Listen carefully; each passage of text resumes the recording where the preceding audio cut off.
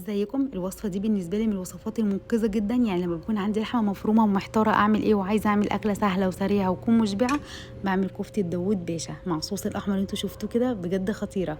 اول حاجه هنجيب نص كيلو من اللحمه المفرومه، بصله متوسطه هنبشرها ناعم، معلقتين من البقسماط ومعلقه من النشا، وده بيساعد ان يكون الكفته متماسكه جدا. وهنجيب معلقه من ورق البقدونس، معلقه من الملح، معلقه من الفلفل الاسود، ومعلقه من البهارات، ومعلقه من البابريكا، وكمان نص معلقه صغيره من القرفه يا جماعه. ما تستنوش عنها في الوصفه دي لان بتديها طعم حلو جدا.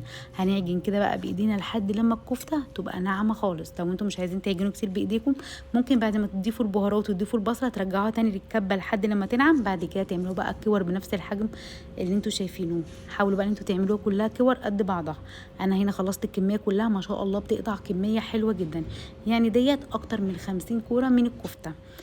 هنجيب بقى طاسة على النار وهنضيف معلقتين من الزيت ومعلقتين من الزبدة او معلقتين من السمنة، اي حاجة متوفرة عندكم، ونسيبهم بقى كده على النار لحد لما يسخنوا. بعد كده هننزل بالكفتة اللي احنا شكلناها، هننزل بالكمية كلها وهنسيبها على نار هادية. احنا عايزينها بس تاخد لون كده بسيط من تحت، مش عايزينها تتحروق قوي، ما تعليش عليها النار علشان ما تنشفش معاكم. احنا عايزينها تاخد لون حلو وفي نفس الوقت تكون كده الكفتة طرية معانا. بصوا يا جماعة متماسكة جدا، ما فكتش معانا في الطاسة ولا اي حاجة خالص، زي ما هي مجرد بس ما خدت لون من تحت. هنقلبها الناحية التانية عشان تاخد برضو لون. هنسيبها بس 5 دقايق، ما بتاخدش وقت كبير خالص في التسوية.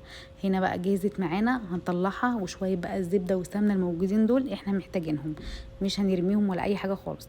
هنجيب معلقتين من توم المهروس وهنديهم بقى كده لون حلو من نفس الطاسه اللي احنا عملنا فيها الكفته. وهنجيب كمان كوبايتين كبار من عصير الطماطم، ولازم هنا نصفي الطماطم حلو جدا من القشر، عايزين الطماطم كده تكون ناعمه.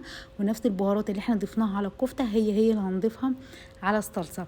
هنجيب برضو ملح وفلفل اسود وبهارات وشويه من البابريكا وشويه من القرفه، ونسيبها بقى كده تستبك على نار هاديه كده زي ما انتم شايفين. بصوا لونها بجد خطير. وهنجيب كوبايه من الميه السخنه. بعد كده هنرجع تاني بالكفته، هنسيبها بس من 5 ل7 دقايق على نار هاديه تشرب كده وتاخد من نفس طعم الصوص.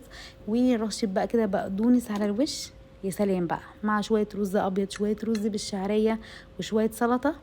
كده احنا عملنا وجبه متكامله وما خدتش مننا نص ساعه وكانت جاهزه معانا، وكمان مشبعه جدا، اقتصاديه، طعمها حلو بجد يا جماعه. الصوص اللي احنا عاملاه دوت والتومه اللي اديناها تحميره دي مديه طعم حلو جدا بالصلصه، بجد طعمها خطير، لازم تجربوها.